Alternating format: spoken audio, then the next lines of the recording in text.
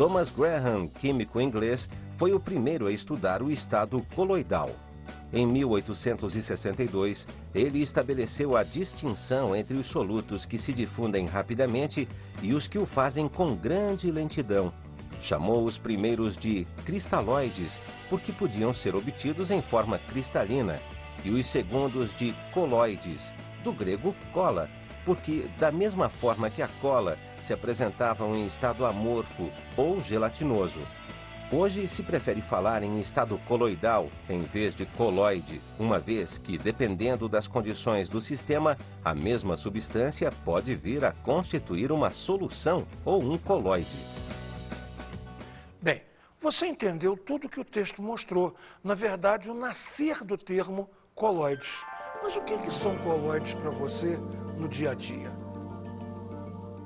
Colocamos aqui na bancada uns coloides para você olhar. Repara, pasta de dente, aqui você tem uma gelatina para fazer, aqui você tem iogurte, requeijão, geleia, maionese. Uma coisa importante você entender antes de mesmo começar a aula. Coloides são coisas intermediárias, frequentemente intermediárias entre líquidos e sólidos. Repare a maionese. Se eu pegar a maionese, eu tenho que poder colocar uma colher aqui dentro e tirar. Consequentemente, não é exatamente um sólido. Agora, se ela fosse um líquido, quando eu a entornasse, iria escorrer. E repara, não escorre absolutamente nada. Isso é verdadeiro para todas elas. Nota só, geleia. Geleia eu pego com uma faca e passo no pão. Não é um sólido. Eu derramo, não é um líquido. Veja, isso é verdadeiro para o requeijão. Perdeu a graça, você já entendeu. Olha só. Aqui o aspecto é sólido, mas eu coloco uma faca e passo no pão. Derramo, não é um líquido. Isso é a marca registrada do coloide. Coloide é sempre uma coisa intermediária entre dois estados. Nesses nossos exemplos aqui, intermediários entre líquido e sólido. Bem, vamos começar agora um estudo mais técnico. Como é que nós vamos definir coloide? Me acompanhe.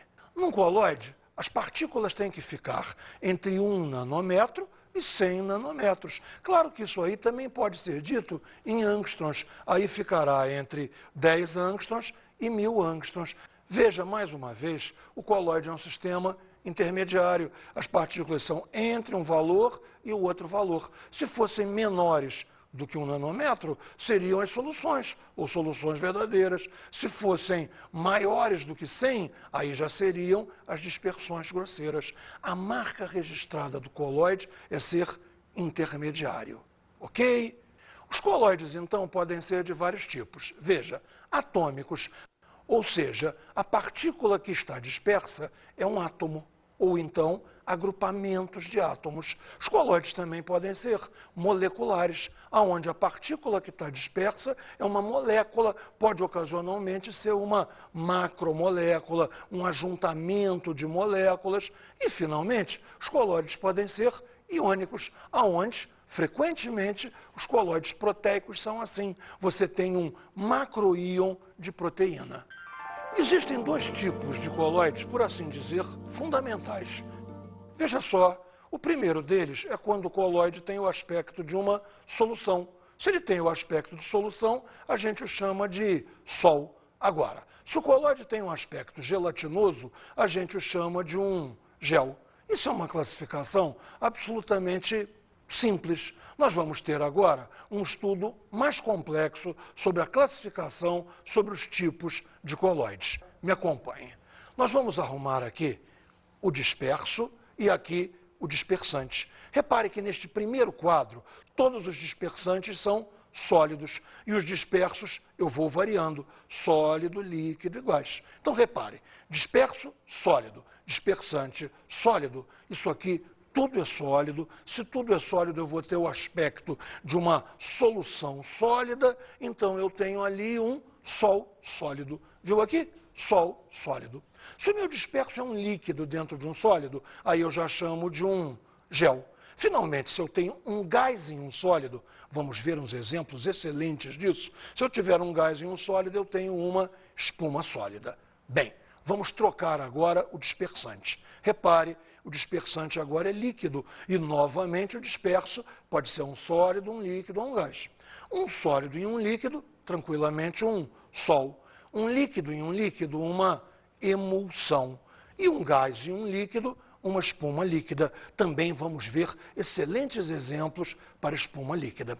Finalmente, vamos mudar pela última vez o dispersante. Repare, o dispersante agora é um gás. O disperso pode ser um sólido e um líquido. O nome em ambos os casos é aerossol. Aerossol, para lembrar a característica aérea, vamos dizer assim, que tem o dispersante, que é um gás.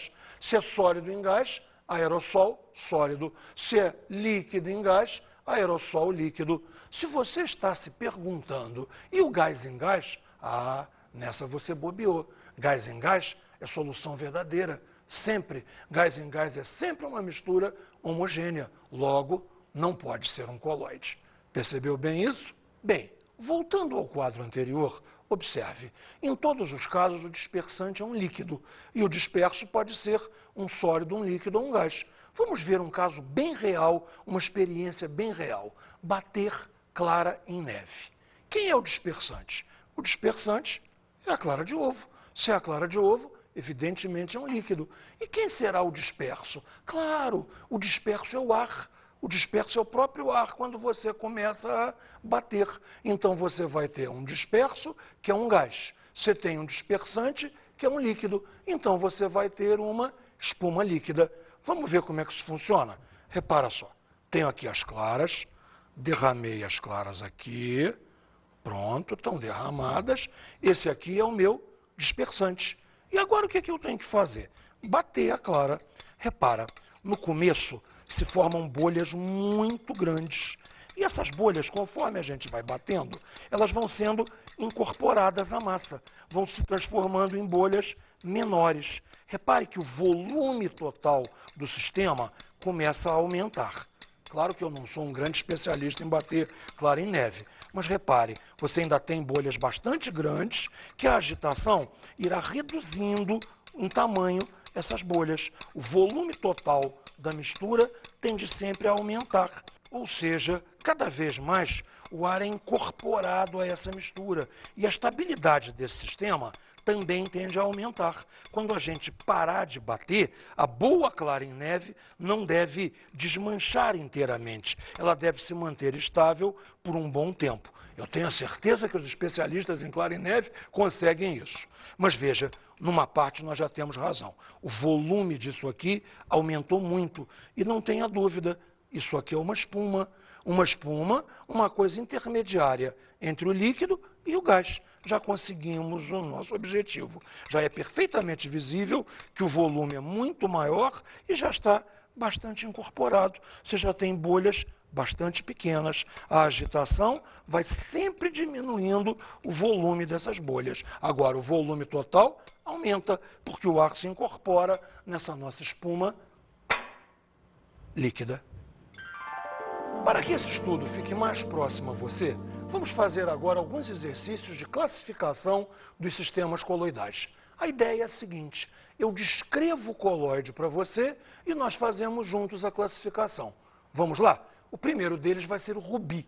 O que é o rubi? Todo mundo sabe que rubi é uma pedra preciosa, mas como um coloide, é uma dispersão de dióxido de titânio e óxido férrico em óxido de alumínio. Dizendo assim, fica uma coisa complicada, mas vamos nos ater às coisas importantes. Se você olha uma pedra preciosa, a transparência dela deve ser perfeita. Aliás, se a transparência não for perfeita, o valor comercial dessa pedra cai dramaticamente. Então você deve ter uma coisa homogênea, deve parecer uma solução. E ali, tudo são sólidos, três óxidos metálicos, todos eles sólidos. Então observe no quadro. Repare, há dois dispersos, ambos sólidos, TiO2 e Fe2O3. Então o disperso é um sólido. O dispersante é o óxido de alumínio, também um sólido. Então temos um sol sólido.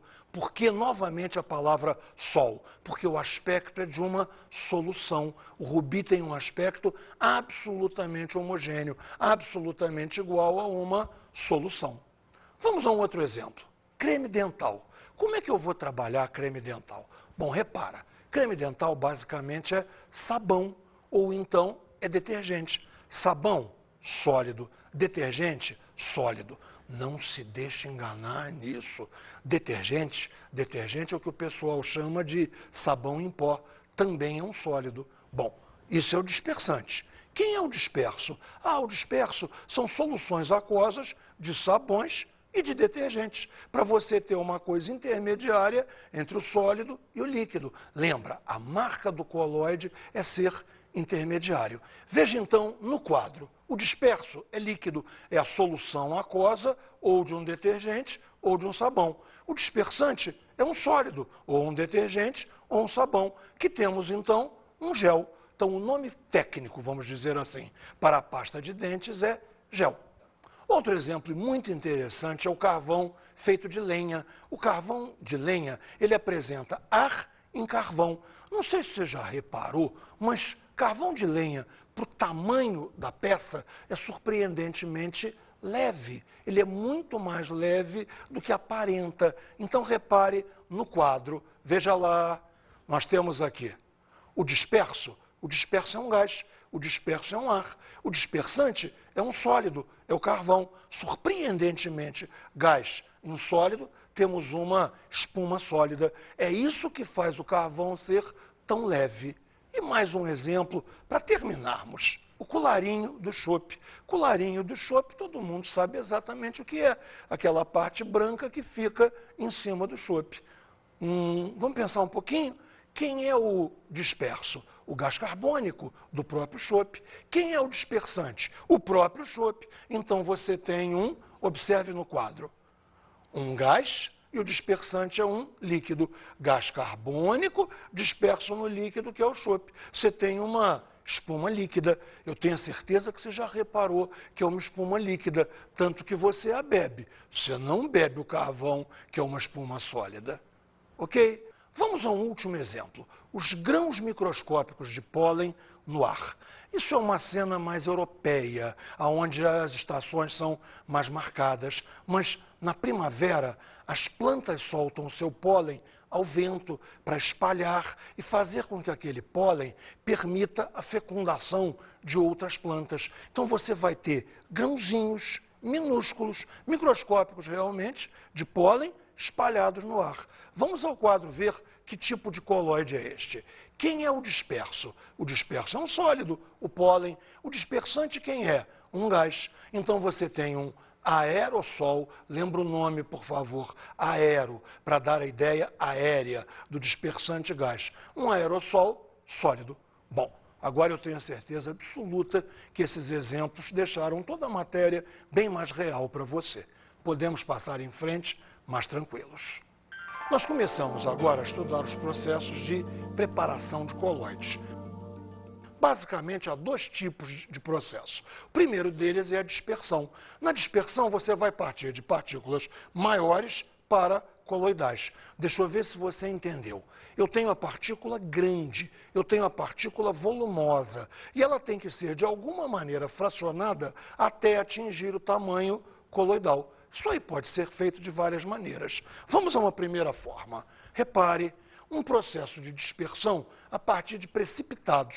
Então veja, você tem o sulfeto arsenioso precipitado, ou seja, se ele está precipitado, está em partículas grandes. Se você passa uma corrente de gás sulfídrico através dele, uma corrente gasosa, você passa a ter o AS2S3 coloidal. As partículas que estavam grandes se dispersaram e agora atingiram tamanho coloidal. Também pode ser feita uma dispersão mecânica. Essa é mais interessante, ela é mais dramática, vamos dizer assim. Você vai ter dois discos que rodam em sentidos contrários. E as partículas grandes são jogadas entre esses dois discos e vão sendo moídas, vão ficando cada vez menores, até atingirem o tamanho coloidal. Esse sistema de dois discos com sentido de rotação contrária é chamado de moinho coloidal. Bem, E agora? E o outro processo? O outro processo é o processo de condensação, onde você vai partir de partículas menores para partículas coloidais. As partículas pequenas vão se agregar, vão se juntar, vão se condensar até atingir o tamanho coloidal. Uma primeira forma de processo de condensação é a mudança de solvente. Esse é super interessante. Repare, você tem uma solução alcoólica de enxofre. Você tem o enxofre dissolvido no álcool. O enxofre se dissolve bastante bem em álcool, mas não se dissolve bem em água. Então, repare, se você acrescenta água, o enxofre agora em contato com a água deixou de ser uma solução, deixou de ser homogêneo. Ele agora é um sol, um tipo de coloide. Você tem aqui um sol de enxofre. As partículas aqui eram muito pequenas, se condensaram até atingir o tamanho coloidal. Outra maneira, veja, pode ser feita através de uma reação química. SO2 aquoso. Repara, aquoso quer dizer dissolvido em água. Eu vou passar H2S, gasoso. Gases em água se dissolvem, porém, reage formando enxofre, porque esses 4 hidrogênios vão retirar esses 2 oxigênios daqui, formando 2 moléculas de água líquida. E os 3 átomos de enxofre, contabilizou 3, você sabe agora que eles não se dissolvem bem na água. Então, o enxofre em água não é solução, é coloide. Você também obtém aí um sol de enxofre. Mais maneiras ainda, novamente por meio de reação. Repare, cloreto férrico aquoso, dissolvido em água. A própria água, com algum aquecimento, reage. Veja a troca. 3 cloros vão ser substituídos por 3 hidroxilas da água. Vamos ter FeOH3 e 3 de HCl. O HCl é aquoso, dissolve muito bem na água, mas o hidróxido férrico dissolve muito mal. Você consegue partículas de hidróxido férrico coloidal. Você consegue um coloide de hidróxido férrico. Mais um exemplo ainda, olha só. Esse é importantíssimo, até historicamente, o processo de Bredig, que permite a gente a obtenção de mercúrio coloidal. O processo é meio complicado, eu vou te explicar com detalhe para você entender até que esse é um processo de condensação, que aparentemente não é, mas você vai ver que é. Olha só o processo de Bredig. Você tem aqui, neste frasco, mercúrio e água. Mercúrio muito mais denso do que a água embaixo. A água por cima. Aqui você tem um contato elétrico, você tem um fio ligando isso aqui, tensão de 110 volts, esse fio está mergulhado aqui dentro de um duto de mercúrio. Mercúrio que desce aqui até essa torneira, que nesse instante está fechada. Mercúrio, então, não está passando para cá. Repare, o circuito está aberto, não está acontecendo nada. No instante em que nós abrirmos essa torneira, o mercúrio vai escorrer por aqui, atravessar a água e chegar até aqui embaixo, fechando o circuito, porque mercúrio vai tocar em mercúrio. O circuito está fechado. Você vai ter um aquecimento violento aqui e esse mercúrio se vaporiza, passa para vapor de mercúrio. Presta atenção agora. Se é vapor de mercúrio, são átomos, as partículas estão muito pequenas. Porém, quando elas tocam a água, tocando a água, elas se resfriam e se condensam até o tamanho coloidal. Ou seja, o processo de Bredig permite obter mercúrio coloidal a partir de vapor de mercúrio. Consequentemente, é um processo de condensação. Vamos fazer agora um resumo das principais propriedades dos coloides. Vamos lá? Primeira delas, o efeito Tyndall. Efeito Tyndall todo mundo já viu. Efeito Tyndall é aquele lance que quando bate sol no quarto, quando bate sol lateralmente, você olhando para aquele raio de sol, você consegue ver a poeira, você consegue ver grânulos de poeira no ar. Tudo isso por quê? É porque a poeira ficou grande? Não, é porque a poeira ficou adequadamente iluminada. Então, na verdade é o seguinte, o problema não é de tamanho da partícula, o problema é a da adequação da iluminação. Isso foi brilhantemente explorado num microscópio chamado de ultramicroscópio ou microscópio de Zygmund. Vamos ver como é que isso funciona. Repare então, o microscópio de Zygmund é um microscópio comum, só que ele está focado num ponto do coloide. E nós vamos fazer um sistema de lentes, fazer a luz convergir para este ponto do coloide, que ficará então intensamente iluminado. Naquele ponto, então, intensamente iluminado, será possível visualizar as partículas do coloide, que, por falar nisso, se chamam micelas. Ou seja, o efeito Tyndall teve uma aplicação prática da melhor qualidade. Vamos ver outra das propriedades. Movimento browniano. Tem esse nome em homenagem a um biólogo, um botânico chamado Brown, que conseguiu ver o movimento aleatório de grãos de pólen na água. Há este movimento livre, muito aleatório, das partículas batendo em zigue-zague, tem até hoje o seu nome, movimento browniano, em homenagem a Robert Brown. Outro fato importante é a sedimentação dos coloides. Você lembra? Ela pode ser obtida através das ultracentrífugas, centrífugas de rotação muito rápida. É a única maneira que você tem para um coloide sedimentar. Veja agora, filtração. Como é que a gente pode fazer a filtração? Eu preciso de filtros que tenham uma porosidade muito pequena. A gente os chama de ultrafiltros. Você tem que forçar a micela a não passar por ali. Então, a porosidade do filtro tem que ser muito baixa para que a micela não passe, mas o solvente, entre aspas, passe. É mais complicado um pouco. Outra propriedade muito importante dos coloides é a absorção de cargas. Observe, por exemplo, um coloide de AS2S3, sulfeto arsenioso coloidal. Então, observe que as micelas de sulfeto arsenioso podem absorver cargas.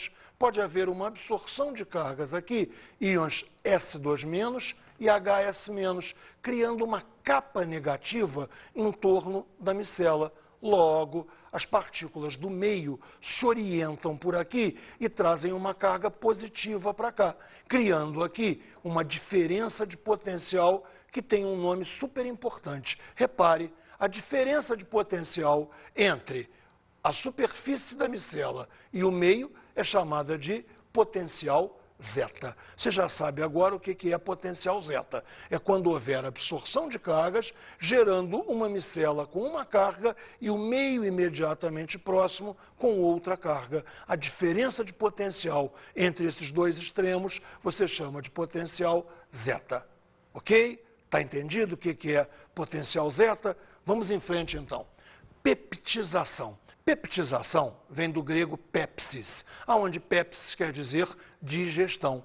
Quando você digere, o alimento é macerado, triturado, transformando-se finalmente numa solução. Então a gente chama de peptização a transformação de um coloide gel em sol. O coloide é digerido, transforma-se numa solução. A única maneira de gravar isso é no grego mesmo, porque o próximo nome, repare, é extraordinariamente parecido, é pectização. Pectização vem do grego também, pexis, onde pexis quer dizer coágulo. Uma coisa se vai coagular, coalhar, talhar, todos esses verbos querem dizer a mesma coisa. Por exemplo, sangue coagulou. Ele estava fluido e se tornou mais sólido. Ele estava como uma solução e ficou uma coisa mais gelatinosa. Então eu chamo de pectização a passagem de sol para gel. Entendeu a diferença entre pectização e peptização? O único jeito é gravar o grego mesmo. Pepsis, digestão. Peques, coagulação. Vamos a mais um exemplo? Tixotropia. Essa é muito interessante. Tixotropia é quando um abalo mecânico faz passar de gel a sol e, consequentemente, na volta de sol a gel. Você tem alguma coisa que tem um aspecto gelatinoso e um abalo mecânico a transforma em solução. Ou vice-versa. Isto aí é tixotropia. Também pode ser o contrário. Você tem uma coisa que parece um sólido, você a balança e ela se transforma numa coisa gelatinosa. Ambos os casos recebem o nome de tixotropia. Vamos fazer agora um exercício interessante sobre classificação das dispersões. Eu vou te dar um quadro que apresenta as propriedades de diversas dispersões. Na verdade, 3. A dispersão A B e a C. Observe para A. Natureza da partícula. Átomo, íon, molécula pequena. Pela gravidade, não há sedimentação. Separabilidade. Ela não pode ser separada por filtração. Repare, partícula pequena, que não sedimenta, não filtra, isso aí é um meio homogêneo. Isso aí é uma solução verdadeira ou solução. Vamos à dispersão B. Repare lá. Natureza da partícula. Macromolécula, molécula grande, ou então grupos de moléculas. Pela gravidade, ela perde a homogeneidade, não se torna tão homogênea.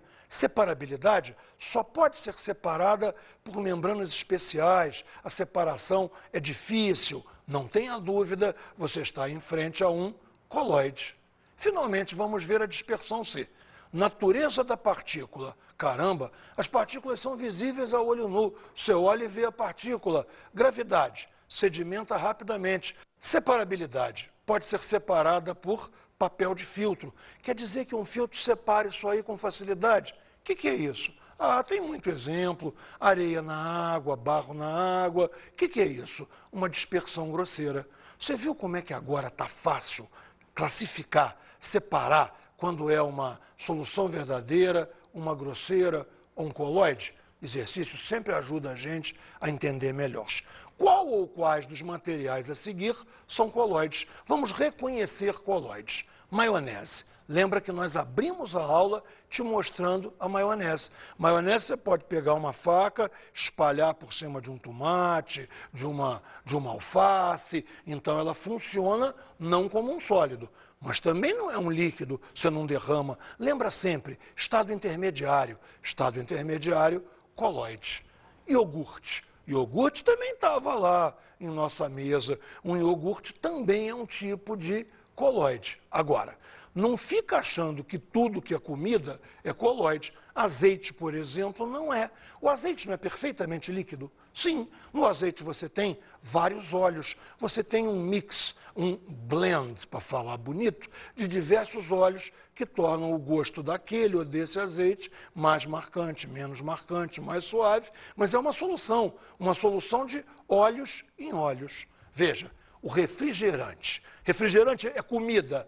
Bem, não exatamente. No refrigerante depende, já discutimos isso antes. Se o refrigerante estiver fechado, você não vê as bolhas. Se você não vê as bolhas, é solução verdadeira. Se o refrigerante estiver aberto, você vê as bolhas, o refrigerante se torna uma dispersão grosseira. Bem, finalmente, sal e óleo. Eu te recomendo que tente dissolver sal em óleo, e você vai perceber que é absolutamente impossível. O óleo não dissolve o sal, logo trata-se de uma dispersão grosseira. A solução não aconteceu. Bem, sabe o que a gente vai ver agora? Uma coisa que eu tenho certeza que você não esperaria ver em uma aula de química, e no entanto, você vai descobrir que tudo é química. A pérola resulta de um sistema de defesa da ostra contra invasores, parasitas que se alojam no manto da ostra, membrana situada entre o corpo do animal e a concha nos moluscos e braquiópodes. Túnica, ou mesmo um grão de areia, são atacados por uma substância composta de aragonita, um tipo de calcário, uma outra substância orgânica igual à da concha externa e água. Essa mistura é chamada de nácar e cristaliza em camadas em cima do intruso. Pérolas são usadas desde tempos imemoriais na confecção de joias, como o fantástico anel de pérola negra que transforma toda a mão numa joia rara. Prestaram atenção então ao texto? Vamos tirar o que interessa daí de química. Afinal de contas, o que é a pérola? Uma dispersão de água em calcário. Então repara, o disperso é a água, um líquido. O dispersante é calcário, na verdade, aragonita, uma forma especial de calcário, que é um sólido. Então você tem disperso, líquido, dispersante, sólido. que é a pérola, então? A pérola é um gel. Bem, espero que vocês tenham gostado da aula, aprendido muito nela, o tema não é muito estudado e agora vamos às nossas dicas de estudo.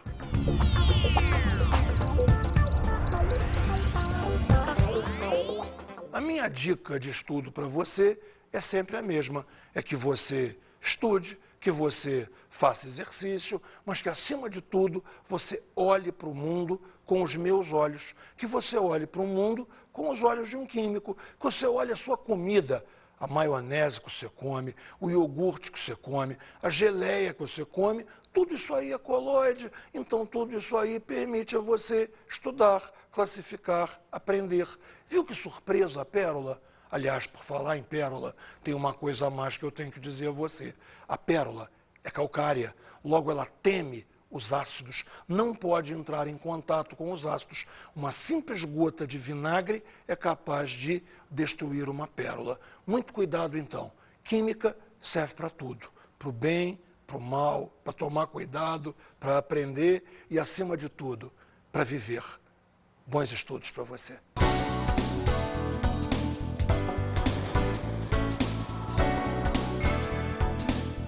Na aula de hoje estudamos os colóides. Vimos a preparação de colóides. E falamos sobre as propriedades dos colóides. Definimos os colóides, vimos as propriedades dos colóides, a preparação dos colóides e, acima de tudo, vimos colóides no dia a dia, nos alimentos. Você lembra da clara que a gente bateu? Importante. Lembra da pérola? Tudo isso é olhar. Tudo isso é como olhar o mundo. Essa aula é importante para isso, para você incorporá-la ao seu dia a dia. Até a próxima aula!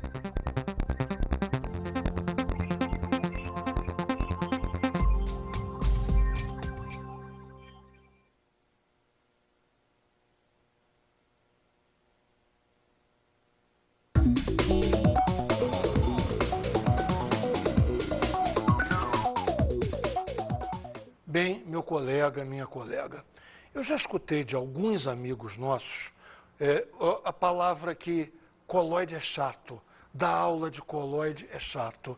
Eu não consigo entender como é que possa ser chato quando você fala do dia a dia de todo mundo. Uma aula que te permite falar de maionese, gelatina, queijo, requeijão, iogurte e pérola. Fala a verdade, isso pode ser chato? O problema de todos nós é contextualizar a matéria que temos que fazer, trazer a matéria para o mundo do aluno e mostrar que o mundo do aluno tem química. Nós temos que ser a ponte, nós temos que ser o veículo de ligação que liga o mundo do aluno ao mundo da ciência. Essa é verdadeiramente a nossa tarefa. Bom trabalho para todos nós.